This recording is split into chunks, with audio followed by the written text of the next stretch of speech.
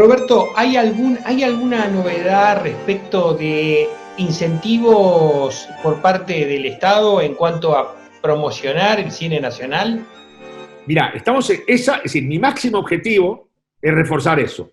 Porque en fin, la única razón real por la que tenía algún sentido, yo sigo pensando que yo soy realmente, digamos así, el Joker raro, sí, digamos así, el candidato out of the box que se le ocurrió a Mariana, y le agradezco muchísimo la confianza.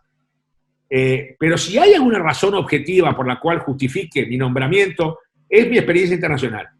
Y lo que realmente le faltaba a la cinematografía uruguaya, eso que le sobra a la Argentina, por ejemplo, es tener verdadera presencia internacional. Y por lo tanto, y sobre todo, que si en Argentina estamos hablando de un gran país en muchos sentidos, a pesar de sus grandes problemas, pero es un gran país.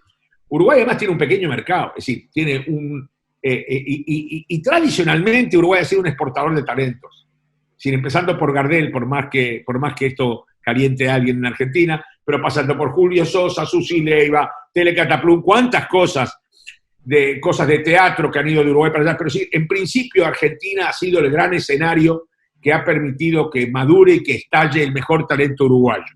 Es decir, creo que el primer disco realmente exitoso de Citarrosa también se grabó en Buenos Aires. Es decir, y lamentablemente, lo mismo pasa con el fútbol y el baloncesto, el Uruguay ha estado, y científicos, y médicos, e investigadores, Uruguay ha sido desde siempre una cantera que exportaba sus talentos. El modelo del fútbol es el modelo que quiero evitar.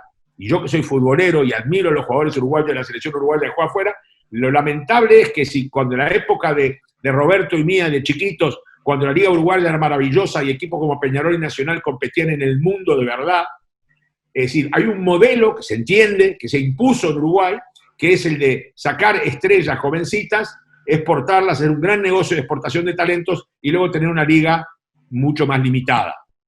Que tampoco está mal, porque bueno, es otro nivel. En la liga de fútbol uruguaya es más de corazón que de calidad. Mientras que el fútbol uruguayo sigue produciendo más de 400 jugadores uruguayos juegan en primera división del mundo. Pero el modelo ese, el de los arquitectos, de los médicos, de los futboleros, ese quería evitarlo yo esta vez. Yo lo que quiero es mantener generando talento y exportando producto.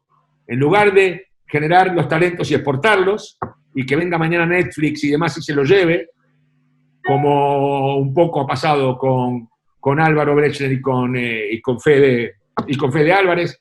Es decir, no es que el cineasta uruguayo o el productor uruguayo no pueda vivir o establecerse donde quiera, pero en principio quiero que se sienta cómodo y atraído por seguir haciendo cine en su propio país. Y es entonces que también el efecto derrame es mucho mayor en términos económicos. Y ahí viene a tu pregunta el tema de los incentivos.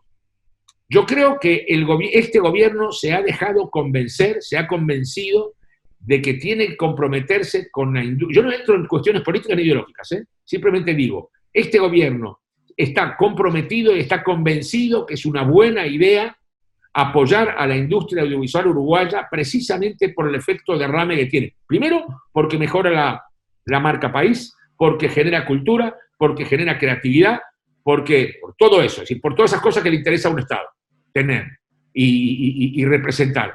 Y por otra, porque es al mismo tiempo una industria, es una industria que genera puestos de trabajo, que genera exportación y que no pierde a sus valores.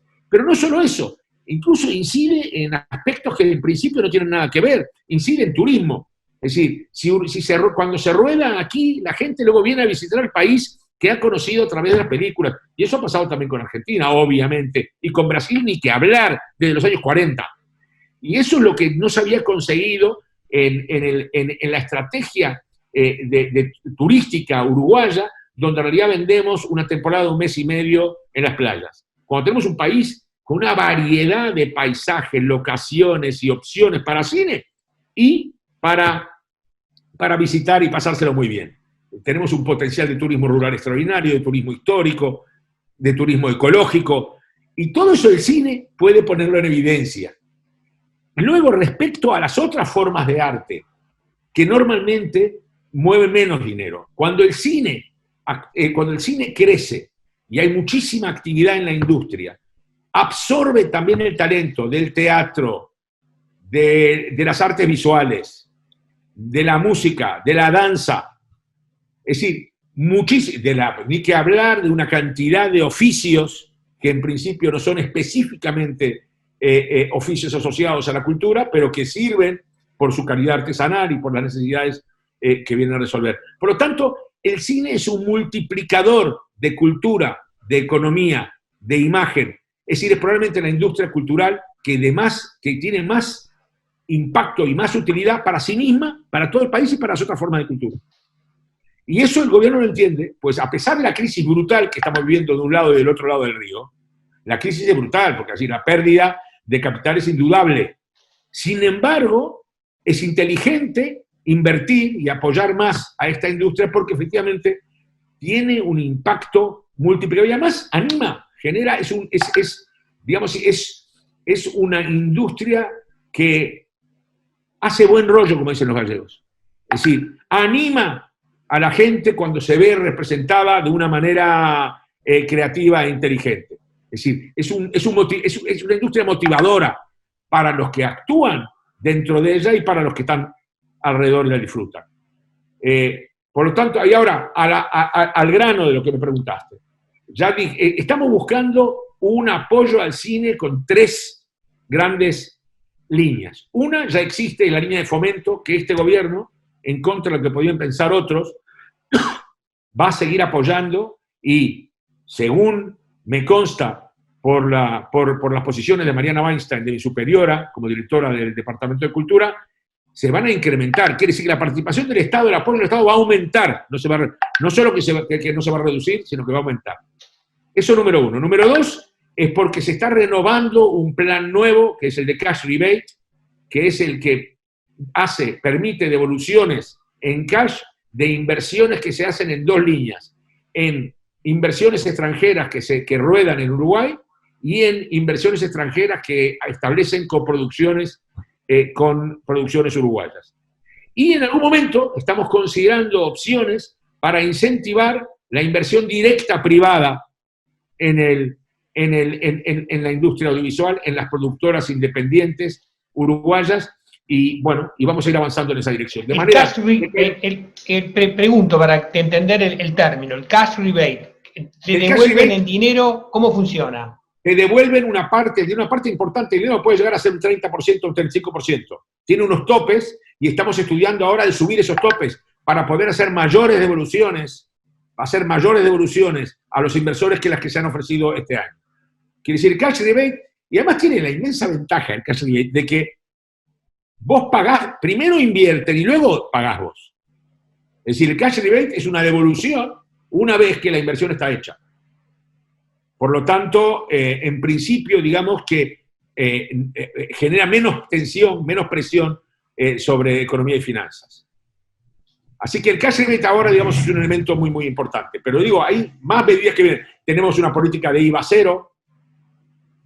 Es decir, hay una serie de pequeñas medidas que también refuerzan. Pero digo, lo principal es cuando, digamos así, todos los diferentes componentes de esta industria, de este arte, cultura, industria, se combinan todos ellos para retroalimentarse. Roberto, estás después de una tremenda jornada de trabajo, no te quiero molestar más. Simplemente decime cuántas producciones se están rodando en este momento y cuántos estrenos estimás que puede haber en los distintos rubros para este año 2020. Mirá, Norman, en los últimos años ha habido unas 22 películas por año, y han habido, digamos, más de un centenar de comerciales que se han producido, que para un país tan chiquito, todo esto se había paralizado.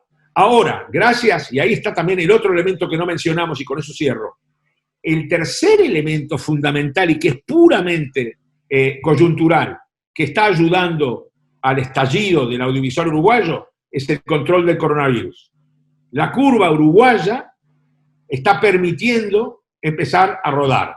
Y estamos entre los primeros países del mundo que empiezan a rodar. Porque nuestra curva jamás se ha convertido, la reacción ha sido inmediata por parte del Estado y la reacción y la respuesta del público ha sido increíble porque ha habido un confinamiento voluntario nada más y sin embargo el comportamiento ciudadano ha sido absolutamente extraordinario. Hubo reacción inmediata del gobierno, una respuesta extraordinaria por parte de la sociedad, y todo eso hace de que la curva del coronavirus jamás llegó a ser exponencial como lo ha sido prácticamente en todos los países del mundo, incluido en la región.